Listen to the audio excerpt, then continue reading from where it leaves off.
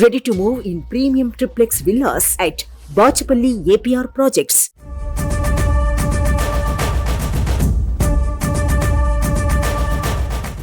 అభ్యర్థిలో విషయం ఉంటే గెలుపు సులభం. అభ్యర్థి గెలిస్తే పార్టీ గెలిచినట్లే.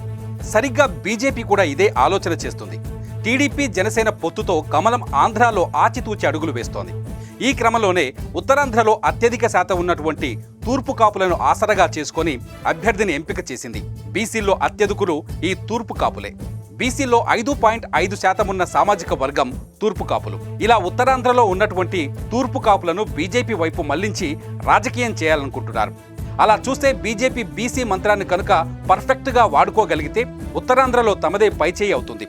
అందుకే ఇప్పుడు బీసీలందరినీ ఒక్కతాటిపైకి తీసుకొచ్చేందుకు కేంద్ర పెద్దలు మంత్రాంగం జరుపుతున్నారు.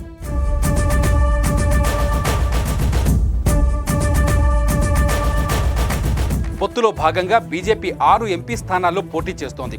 అందులో ఒకటి తిరుపతి ఎస్సీ నియోజకవర్గం, రెండోది అరకు ఎస్టీ నియోజకవర్గం, మూడోది రాజంపేట ఓసీలకిచ్చారు. అనకాపల్లి కూడా ఓసీలకే ఇస్తున్నారు. ఇక రాజమండ్రి ఎంపీ స్థానంలో ఏపీ బీజేపీ అధ్యక్షురాలు పురంధరేశ్వరి పోటీ చేయబోతున్నారు.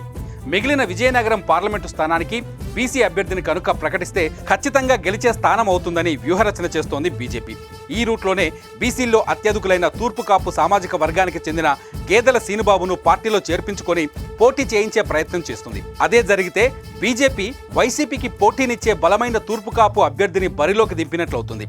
టీడీపీ జనసేన నుంచి తూర్పు కాపులకు తగినన్ని సీట్లు ఇవ్వలేదన్న ఆరోపణలకు బీజేపీ చెక్ పెట్టినట్లుగా గేదెల సీనుబాబును రంగంలోకి దించనుంది.